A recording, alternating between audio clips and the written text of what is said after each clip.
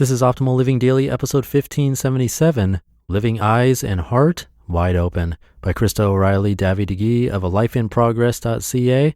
And I'm your narrator, Justin Malik, reading you blogs every single day of the year to help you live a more meaningful life. We have 5 shows where we do that. Just search for Optimal Living Daily wherever you're hearing this, and all 5 of our shows should pop right up. But for now, let's get right to it as we optimize your life. Living Eyes and Heart Wide Open, by Krista O'Reilly Davy-DeGee of alifeinprogress.ca. Just as my leg began to feel somewhat better after a year of difficulty, I awoke one morning with pain and swelling in my foot. I walked on it 2 weeks before seeing my doc and getting an x-ray. Then in a rush to get to physiotherapy, I backed up hard into my daughter's car. More appointments for chiro and acupuncture to treat the whiplash-induced headaches. Then I had the nerve to hurt my big toe. Amazing how one tiny body part can wake you up at night with its throbbing. But I am practicing walking eyes and heart wide open, and what I hear is that anytime I begin to feel rushed or reactive, I need instead to pause and slow. I also need to continually offer myself permission to take the time I need to heal, to rest. I'm taking over management of a rental property I've owned for years. We have a lawyer and the process is messy as we disentangle ourselves from a partnership gone wrong.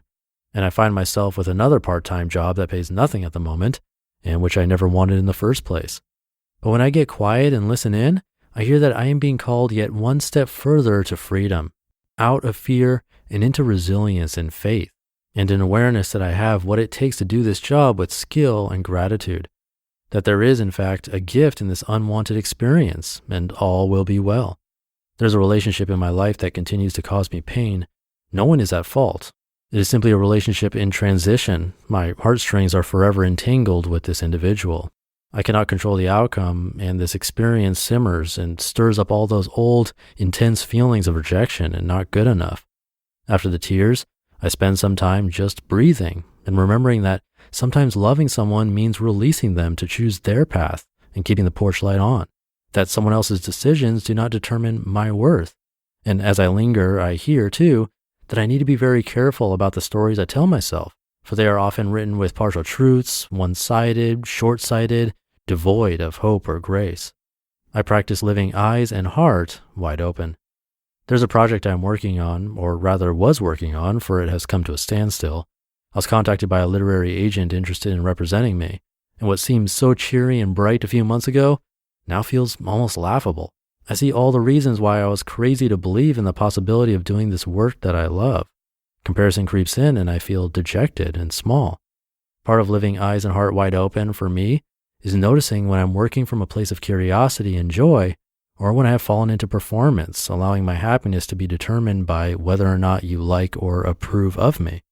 How easily I forget that all I need to do is offer my small gifts with open arms and open heart, and let go of the need of a specific outcome. The details of my life are probably not all that different from yours. Ups and downs, injuries and moments of laughter and connection, meal times and making the most of challenging circumstances, real life. Where the real difference between us might lie is in whether or not you are living eyes and heart wide open. It isn't so much the circumstances as our willingness to listen and learn that determines our joy or peace in life. It is our willingness to shift our mindset, to loosen our grip and open ourselves up to amazing possibility and small gifts along the way that holds power to propel us into far greater health and joy. A shift in perspective changes everything. Every client or customer is an opportunity to learn, to pour out kindness, to peer into the soul of another human being. Every mistake is a lesson about what does and does not serve you well. Every meal is a chance to give thanks and savor and notice how your body responds to the foods you eat. Every friendship, even those that don't last, is a gift in season. Every risk taken is a decision to taste life and not allow fear to control your every move. Each new dawn is a gentle call to receive with gratitude, to breathe deeply, to pick up joy. Every loss ushers in a season of intense grief and remembering the importance of loving well in the moment. Every single hug, even those with sticky fingers, is a chance to pause and lean in and to quiet the frantic to-do list in your head. The physical pain is an opportunity to choose rest, to practice self-compassion, to finally grasp that joy and pain can coexist. Each open door you choose to walk through is simply a chance to offer your gifts and practice holding the outcome loosely. That painful challenge in your life is a prodding to ask for help. The addiction or illness or recurring situation might just be an invitation to stop running and numbing. Each cold and dark season calls us to rest and reflect and prepares us for the delight and ease of spring. The moments when we realize that we have grown and healed remind us that change comes softly, often when we're not looking.